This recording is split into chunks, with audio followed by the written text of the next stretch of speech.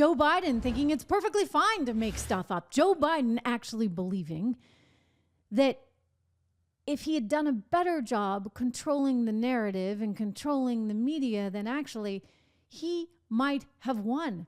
He literally says this in a new interview with USA Today reporter Susan Page, who went on MSNBC to promote the thing. Watch. Regrets, because he finds himself in an interesting position. We've been talking today and been talking this week about economic numbers. Ed Luce from Financial Times and others basically saying right now, economically, America is a colossus. Comparatively, China's in retreat. The EU is stagnant. Britain is stagnant. But the United States just keeps growing. So here you have, on one hand, the data, very strong, and history will probably judge him very well on that. And yet, there's such a sour mood, not only in America, but among Democrats, and not the exit that Joe Biden would have wanted. Yeah. What regrets? Did he have any regrets? Well, I think his number one regret is that he's not going to be there for 4 more years, because I think he was not. I had the last print interview with George W. Bush. He was ready to get out of the Oval Office.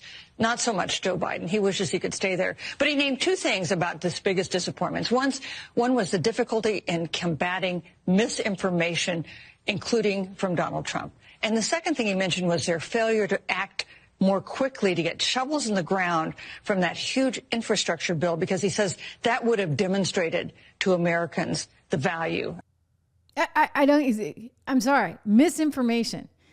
So when the New York Times prints that wages are going up and we should all be happy, and Mika and Joe say, it's just in your head, the economy's doing great, and Americans are like, gee, I just don't have as much money anymore because, I don't know, egg prices are up 60%. It's somehow misinformation.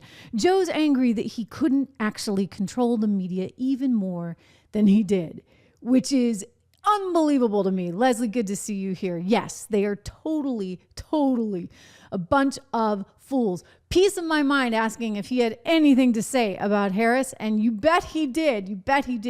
You're reading my mind, because I was going to go to that next piece of my mind.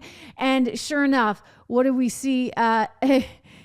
Joe thinks that he could have won it. That if he had just stayed in the race, he would have actually beaten Donald Trump fair and square. I don't think that's the case. I think this is part of his delusion. Maybe it's part of his age and other ailments that are hitting him. But here he is telling Susan Page that. Take a listen to her review. This was published this morning at 4 a.m. This is the first time you've talked about it.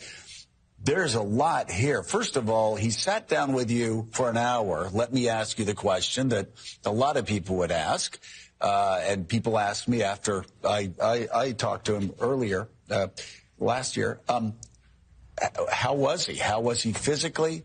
How was he mentally? How was he as far as his attitude goes? So a 55-minute interview, that's pretty long for a presidential interview. He was engaged and lively. He was loquacious.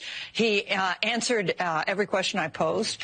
Some of them was reflection. Some of them was some defensiveness. He looks older than he did the last time I intervied him. When's the last time you interviewed him? The last time I interviewed him was before the 2020 election. Okay. So he's older now. His voice sometimes dips, so it's very soft, and you have to really strain to hear him. But he seemed mentally sharp, and we had a really far-ranging conversation.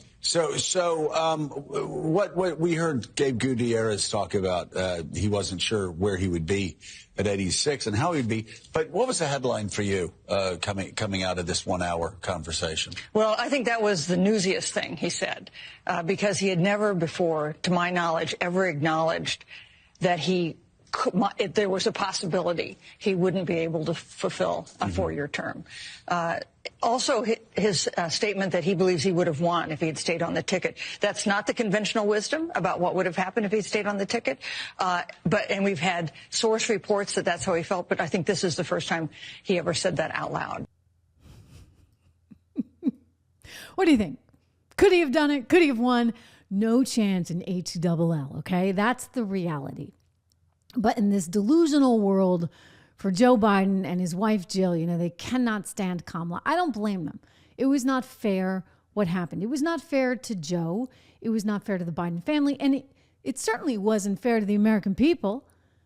I mean, Democrats elected one guy. They put him at the top of the ticket, only to have that completely undone. That does not exactly inspire trust, right? What Democrat wants to vote for a party that is willing to yank out the candidate that they put in? I mean, unbelievable. This was like a train wreck in real time. And I kept saying, you can go back and watch as I started this show back in 2020. I mean, 4 years ago, I was like, there's no way they can run him. They got to primer him. They got to put somebody else in there. Not that it would have made it any better, because let's be realistic. When you have an economy like Joe had, when you spend as much money as Joe did, I mean, he's just worried that he didn't get a chance to spend more. He wanted to be the next FDR, even though he didn't have the votes to be the next FDR, thank goodness. And all the damage that was done, he doesn't really understand. He was never much of a rocket scientist anyway. But listen, I mean, this is why it's so important right now that we have the right kind of education, that we're looking at the right kind of things, that we get rid of this DEI nonsense, and that we focus on educating our youth.